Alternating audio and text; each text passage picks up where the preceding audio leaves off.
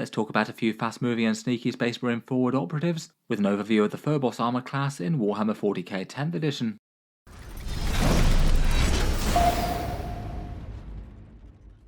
Hello and welcome back to Auspex Tactics, where today we're talking Space Marines once more, and in this video I thought we'd do a focus review of the Space Marines equipped in Phobos armor, looking through their miniatures and giving each a rough ranking in-game. Last week I took a look at the Gravis armoured Space Marines with all their chunky, bulky armoured goodness, and I'll leave that linked down in the video description. And from that one I had a couple of suggestions to look at their Phobos armoured counterparts, so today we're talking about the other end of the Tacticus armour spectrum. In 10th edition 40k, the Primaris Space Marines are clad in Mark 10 Tacticus armour for the most part, and compared with the previous marks of power armour which have generally been at least fairly mono-purpose, the Tacticus set is deliberately aimed to be flexible, certain unit classes being armed in either heavier or lighter armour as it makes sense for their battlefield role. The Phobos armour is one of those subclasses, a slightly lighter weight and more streamlined suit of power armour, losing a bit of the sheer ceramite protection of regular Tacticus power armour for the benefits in mobility, and has a distinctive look with a single main pauldron on the left shoulder, potentially still giving a very good degree of protection in firefights angled towards the foe. The Phobos armour suits are used by covert or Vanguard operations for Space Marines, where the emphasis is all about speed and stealth, and a bit of extra protection isn't worth encumbering the troops with. And while they're used by many chapters in many different ways, it's quite commonly used in the 10th Company alongside the scout units, many of the Marines there often being deployed as Vanguard Infiltrators or Incursors, sent behind enemy lines for special missions, severing supply lines, assassinating key individuals, or sabotaging armories or other key targets. Perhaps best known of the most major chapters to exemplify it are the Raven Guard, getting on all rather well with the increased focus on stealth and subterfuge. On the tabletop, Phobos armour was first released in the Primaris Reivers early in 8th edition. They had their unit and the Reiver pattern lieutenant, and then later on it was followed up by the Shadow Spear launch, where they were joined by a whole bunch of other Phobos themed units, Infiltrators and Incursors, Eliminators, and the Suppressors in their Omnis armour.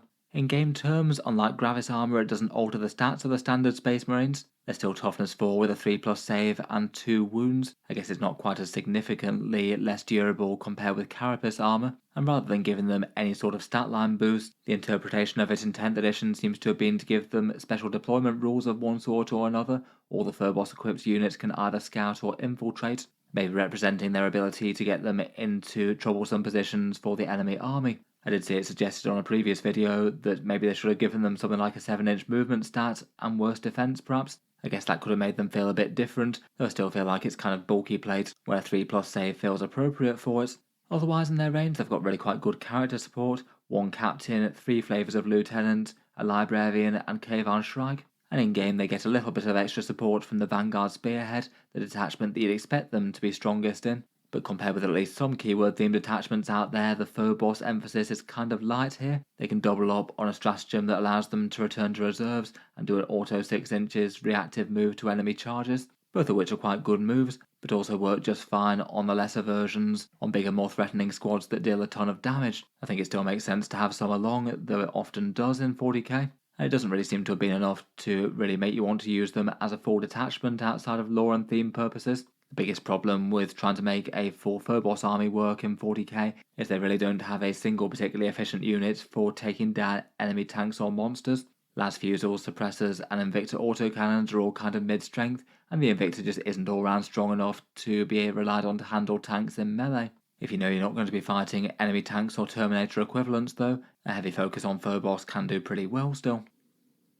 Let's get into their units though, and we'll start with the ones that were troops in previous editions, the Infiltrators and the Incursors. First up we have the latter. The Incursors are equipped with nice scanner packs on their backpacks, and their basic Space Marine equivalents that can scout into position with a 6-inch move, get an Oculus Bolt carbine that gets assault and ignores cover, and paired combat blades in melee that get sustained hits 1, so quite a flurry of strength 4 AP 0 there. Their Haywire Mine can also give them quite a nice 1-turn punch for throwing a bunch of mortal wounds at the enemy the first time that they make contact within 3 inches. The main reason that Incursors tend to get taken though is for their special rule, the Multi-Spectrum Array. This one allows them to select one unit that's been hit by the Incursors and then put really quite a powerful damage boost against them, with the entire rest of your army getting +1 to hit in the rest of that shooting phase. That is pretty massive on paper, essentially a +25% damage boost against any enemy unit for Space Marine shooting. It does have a bit of overlap with Oath of Moment though, and there's plenty of units out there that have their own ways to augment the hit roll,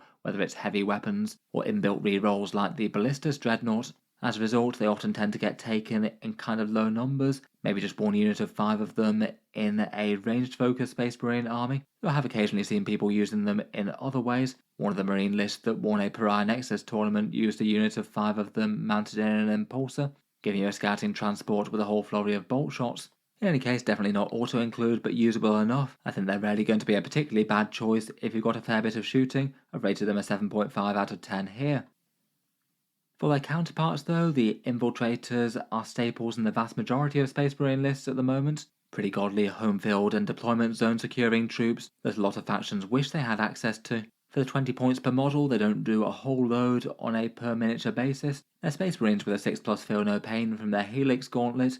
Their marksman bolt carbines get heavy, which isn't enormously helpful. The assault and ignores cover of the Incursors are so much better there. They can infiltrate into the mid-board if it makes sense to, but against any enemy army list that's got a bunch of deep strikes or reserves, they might likely just be guarding the home field with their Omni Scramblers denying deep strike all the way out to 12 inches. With a 5-man squad of these, each one of those broadcasting that great big 12-inch aura, these guys can deny an enormous amount of space on the board to enemy units setting up, and are really quite a big counter to certain enemy things that can drop within 3 inches.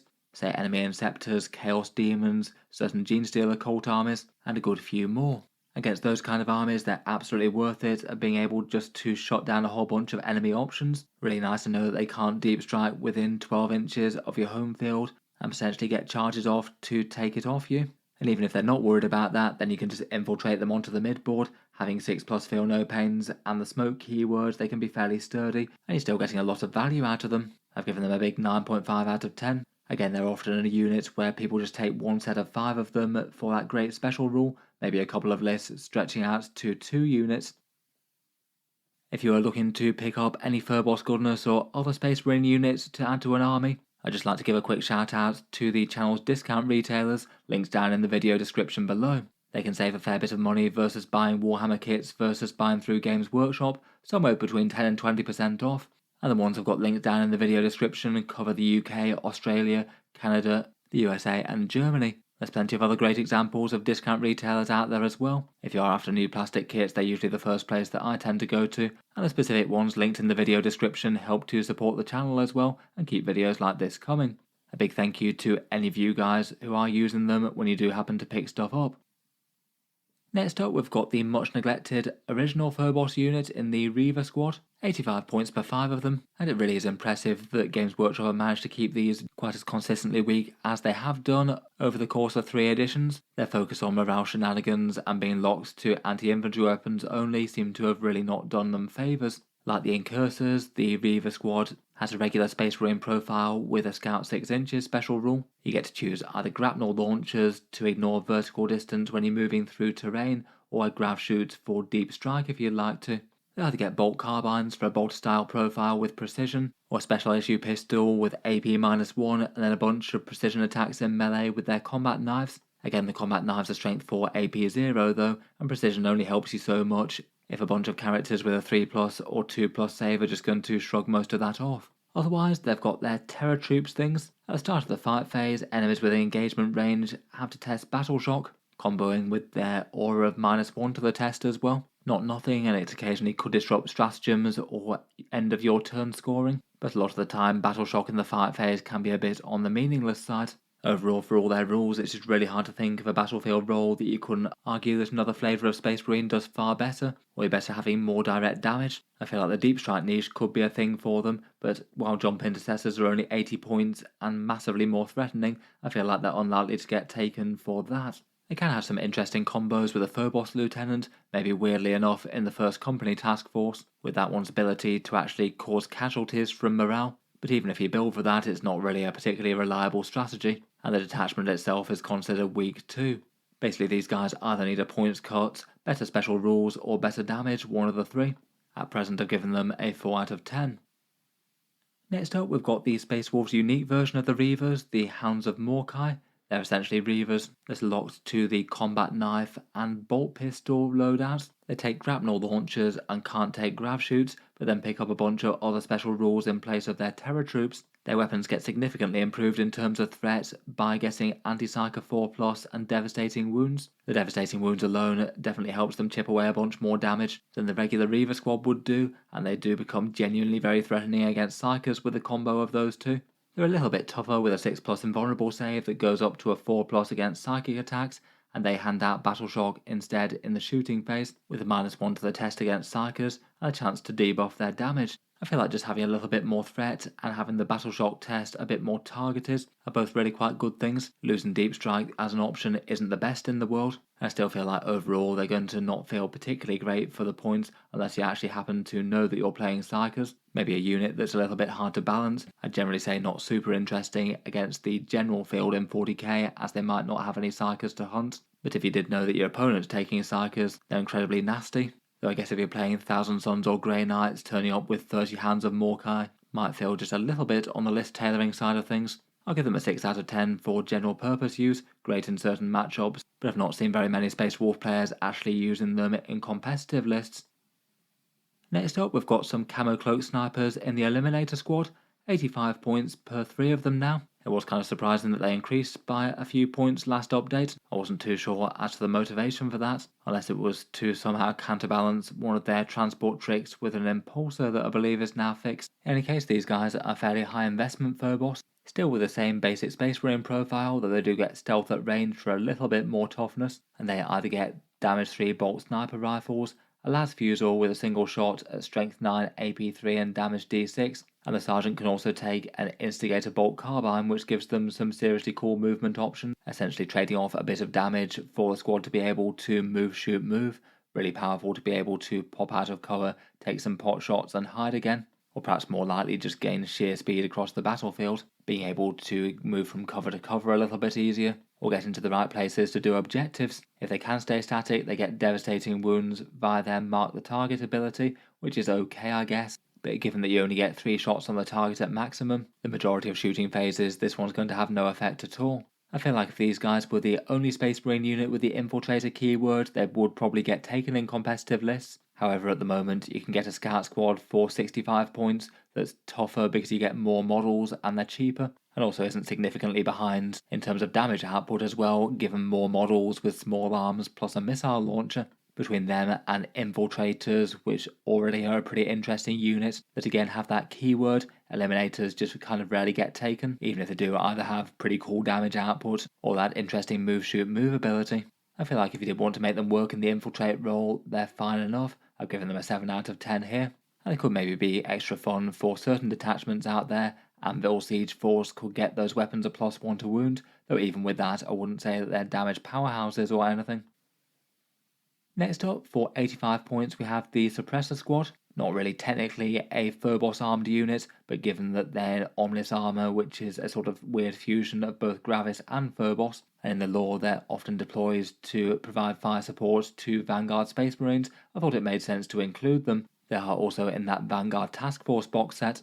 In game, they're a slightly weird combination of basically jump devastators, a jump pack profile with a standard Space Marine, 3 models per unit, which means that they're really not tough for the cost at all, not even getting stealth like the Eliminators get. At range they strike with the Accelerator autocannons, 3 shots at strength 8, AP1 and damage 2. It is maybe a little bit disappointing that they have to choose either between hitting on 3s with those autocannons or making use of that good 12-inch move or deep strike profile. So it maybe does feel like you're often having to choose between kind of underwhelming damage output or being completely static. Their special rule is a handy enough one. You get to select one unit that's been hit by an autocannon, and until the Suppressor Squad is killed, that unit's -1 to hit. Occasionally that could be kind of meaningful into a big scary enemy Death Star unit or similar. Those still could be potentially countered if the opponent can just shoot them dead. I feel like between the overall offering there's definitely interesting stuff here, but again they're one of the units that I've just very rarely ever seen people take in actual successful competitive lists in 10th edition so far. If you want cheap deep strikers to do secondary objectives, then it's probably jump intercessors. They're both less points and also get 5 models, so are harder to kill. If you want range damage output, there's lots of things that do better than an average of like 4 or 5 autocannon hits on the move, or at least get similar damage output while being much tougher. And they're also competing with Inceptors as well, which might cost a lot more, but they get that fairly godly 3-inch deep strike, so they can land pretty much exactly where they please. I don't think they're the worst though. I've given them a 6.5 out of 10 here. Could be an option for a ranged unit to drop into places and provide some fire support or do some actions or debuff something important. Next up, we've got a Primaris Mech Warrior in the Invictor Tactical Warsuit, 140 points for a slimmed down Redemptor chassis with an actual non-Sarcophagus crew inside it. Again, another choice supposedly designed to add a bit of heavy firepower and heavy lifting to a Vanguard strike force. It can scout 6 inches like other Phobos things, it does have the Phobos keyword, but besides first turn positioning things, it's then really quite a fragile vehicle for its points cost, only toughness 8 with 12 wounds and a 3+ save, just miles worse on the toughness front than any of the Dreadnought classes. I don't think it really makes up for it on the damage front. It does have quite a lot of nice volume fire, with either flamers or autocannon, plus a heavy bolter and a ton of stubber and fragstorm shots, a bit of punchy melee that somehow outcompetes the Dreads for a strength 14 there, so a little bit better against tough targets. And its special rule is a sort of return fire one if things shoot nearby Phobos infantry. That is genuinely quite a good special rule to be fair, though I guess you are gambling that the opponent doesn't just blast this at the start of the shooting phase with a bunch of anti-tank guns. Again, I'd say it's one of the ones that might not be awful in the right matchup. Maybe if you're fighting something like Drukari, Chaos Demons, or something else where a whole bunch of spammed AP1 or AP0 fire is going to be worth it. But outside of that though, and you're going to have a walker that's neither really particularly dangerous nor particularly tough, even if it can set itself up pretty well in the mid-board, hopefully behind cover to get a first strike. I've chosen to rate it a 5.5 out of 10. I honestly think that this could do with a points cut really. It's just been solidly behind the other Space Marine vehicle options the whole edition so far. Moving on to the Phobos characters, and we'll start off with the generic captain. He's 80 points, and you get a 5 wound, 4+ invulnerable save character, unfortunately one with quite a lot lower threats than any of the other Space Marine captains out there in Warhammer 40k. He gets a single precision shot with the Instigator Bolt Carbine, a bunch of strength 4 AP0 attacks with his combat knife in melee, and basically means that he absolutely massively has to justify himself by his 2 special rules, which admittedly are both good, the discounted -1 command point stratagem and Masters of Deceit, allowing you to redeploy 3 Phobos or Scout units, though this one was unfortunately nerfed and changed in the errata, so you can no longer do that after you know who's got first turn, you have to do it before now, which still has some value, but I'd say far less so than the perfect knowledge redeploys that he did have. As a result, I feel like it's maybe a character that can justify himself perhaps if you go super heavy on the Phobos and are really trying to make them work as their army overall, but outside of that isn't enormously strong. The discounted stratagem thing isn't terrible, but at the same time the Phobos infantry units just rarely seem to be the things that you'd normally want to use stratagems on. I suppose you could get things like Free Smoke or Armour of Contempt on Infiltrators and things. Overall I've given him a 6 out of 10. Definitely interesting rules, but I think would be far stronger if the Phobos units were powerful damage dealers in their own right. Perhaps the very weakest out of the Phobos armoured units is the Reaver Lieutenant. When I made Space Marine tier lists in 10th edition, this guy's generally ranked right at the bottom, somehow managing to be a worse leader than the other options for the unit that he's themed around. His 55 points for a Reaver that can't deep strike, which is kind of a disadvantage to kill that way of using the squad. Attacks with a whole flurry of AP0 things, gives the squad lethal hits, which does help its damage output, but no more than the Phobos Lieutenant does. So basically his selling point is Deadly Terror, increasing the Aura's Terror Troop ability out to a bonus +3 inches, and potentially meaning that Hounds of Morkai can trigger their battle shock on things 18 inches away rather than 12. Unfortunately, I just really don't think that that's good enough to justify him versus the other option, and even if you're taking Reivers, I'd still take the Lieutenant in Phobos armour, who would rate his movement buff more useful than the Reivers one. Speaking of which, this guy's also 55 points, and he can also join Incursors or Infiltrators as well. He gets a grav shoot, so can deep strike if needed, potentially even being a weird oddball choice you could run solo, if you just wanted something that's absolutely dirt cheap to drop and do secondary objectives. But otherwise he can also infiltrate and scout 6 inches too. He gets a slightly snazzier bolt carbine, paired combat blades for sustained hits in melee, gives his squad lethal hits for a little bit more damage against tougher stuff, and besides the deep strike and infiltrate, his main bonus is his shoot and fade special rule. After his unit's shot, you can make a normal move of d6 inches, so it gives you a little bit of a slightly unreliable move shoot move type thing. And it means that certain units, like say Incursors with their assault weapons, could put on a surprising turn of speed. going 6 plus 2d6 worth of inches after shooting with this guy around. I feel like it's probably most interesting actually with Reivers deep striking though, where he could actually be the closest thing to try and make them work. They can deep strike at 9 inches, and there's nothing to stop them using that d6 inch movement after they've dropped on the board. And it means that you could potentially get really quite a short and reliable charge out of deep strike. Could maybe be at least a fun way to try and make Reivers work. And it certainly put out a pretty crazy amount of strength 4 AP0 attacks with lethal hits and precision. Against the right target, that's scary enough. Though admittedly at that point you put in lots of points that you could have put towards some sort of very scary damage dealer elsewhere in the codex. I think it's more interesting than some though. I've given him a 6.5 out of 10. A few potential ways in which he could be at least kind of strong.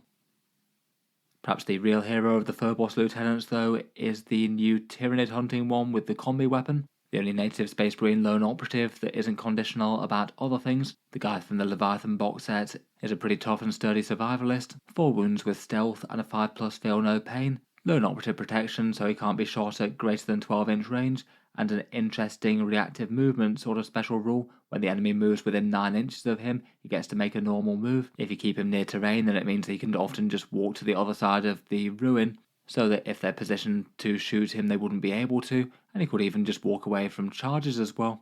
He doesn't really do a fat lot of damage either at range or at melee, that could bully some lighter infantry if he really needed to. And just having a cheap and annoying lone operative is generally pretty good value in 40k. He can score uncontested primaries that the opponent can't get to, as you know he can't be shot down. He can be an annoying unit to do actions and things and still potentially remain safe when the enemy moves around after. Screen out parts of the board when he can't be shot at long range, and then potentially even just do some nuisance charges to tie things up where it does make sense to trade him out. He gets played in a lot of competitive army lists, and he also has his debuff rule where enemies within range of 1 midfield objective, you get to reroll wound rolls of 1 against them, which certainly could add up to a fair bit of damage over the course of the game. It's really quite a common competitive pick, though not in literally every single army. I've given him a 9 out of 10 here. He can get on well with certain enhancements as well, and could be an interesting enough accompaniment to Guilliman or the Lion, triggering their lone operative ability with another model that is themselves a lone operative. And if that weren't enough lone operative shenanigans for you, next up we've got the Librarian in Phobos armour. 70 points for a shadowy psyker, attacking with smite at range for a bunch of anti-Space Marine sort of profile attacks, and then in melee with a force weapon, though for some reason he only gets AP-1 on that unfortunately. Beyond his damage, he gives his squad a 4+ feel no pain against psychic attacks, but the real reason to take him is his shrouding psychic ability, stopping ranged attacks from shooting him if they're over 12 inches away. That can be really powerful in combination with Infiltrators in particular, as it means that if you have him and an Infiltrator squad on a home objective, you have a squad that you can't deep strike within 12 inches of, and you also can't shoot unless you're within 12 inches of. Basically it means that they're guaranteed 100% safe unless the opponent can move fast to deal damage to them, and if enemies happen to deep strike just outside of 12 inches, he can actually have a bit of threat in helping repel them with his smite attacks when it gets round to your turn. He could be kind of fun with Eliminators as well. It definitely makes a very pricey unit for just 4 Space Marines, but their move shoot move things give you something that could cover a lot of ground very quickly and be hard for the opponent to deal with. Potentially after a few turns of sitting and shooting with las fusils while safe behind lone operative protection. He does see some occasional competitive play. I've chosen to rate him a 7.5 out of 10 overall. Finally, and perhaps the most shadowy of all the Phobos, is Kayvaan Shrike, Shadow Master of the Vanguard, the Chapter Master combining Phobos armor with a jump pack and his paired lightning claws. He has a couple of precision shooting attacks at range, and then twin linked attacks at strength 5, AP2 and damage 2 in melee, so quite general purpose there, particularly good against enemy Space Marines. And kind of like the Phobos Librarian, he gives his squad pseudo-lone operative style protection, either to a big squad of assault intercessors with jump packs or Vanguard veterans with jump packs. I'd say that's probably the most interesting use of him, maybe running with 10 jump intercessors as a big and weirdly threatening melee unit that the opponent can't shoot at range at all. If they can manage to pounce on more isolated enemy threats and then be in a position where they're not going to get attacked back too hard, then that could be a good game for them. On top of that, he also gets a rule where you're able to remove him from the board and return to reserves, sort of Calidus Assassin style, and you could also use him for jumping around doing secondary objectives and things, as he does himself have lone operative too. That also feels like a very viable way to field him if you want to. Overall, as Space Marine special characters go, I'd certainly rate him as one of the better ones. I've given him an 8.5 out of 10 here, Perhaps the biggest downside is that if you're taking Shrike, then you can't take any other chapter specific options, either all the units that the Divergent chapters can bring or multiple characters from the Ultramarines. Is maybe in an annoying place where its datasheet is genuinely a very good one, but due to Space Marine army construction and balancing, his overall army tends to be a little bit underpowered due to passing up other good options. Hopefully at some point Games Workshop might do something to help the Space Marines out with that kind of thing though. In any case, that just about brings us to our end of our look through the Phobos units. I feel like a lot of them are really quite hit and miss. Some of them are some of the most competitive units that Space Marines can field right now. A few of the others just really feel like they're competing for battlefield roles just with a sheer amount of other Space Marine units out there, all trying to do their own special thing. Plenty of really good stuff though, certainly Infiltrators and the Combi Weapon Lieutenant are competitive staples. Shrike's amazing for Vanguard. Incursors are very easy to use with a gun line, and plenty of the rest can be made to work in the right army. Look forward to hearing all your thoughts about them down in the comments below. Which Phobos units have you been putting on the table at the moment or passing up? As mentioned, if you are thinking about picking up any Warhammer in the near future, feel free to check out the discount links down in the video description. They do help to support the channel with anything bought through them. And otherwise, if you want to check out the equivalent version of this video for Gravis armor, I'll leave that linked in the video description as well. Feel free to subscribe to Auspex Tactics too if you'd like to see more like this in the future. Finally, if you've been enjoying all the videos on the channel, I would just like to mention that Auspex Tactics does have a Patreon page as well, and you can find that linked in the video description if you'd like to help support and keep these coming. Channel patrons do get a fair few benefits, seeing certain videos early, regular votes to see what sort of things come next on the channel, and automatic entry into the regular prize giveaways with a chance to win some big model kits each month. If any of that sounds good to you or you'd just like to help support, the link is down in the video description. In any case, a massive thank you for listening, and I'll hope to see you guys next time.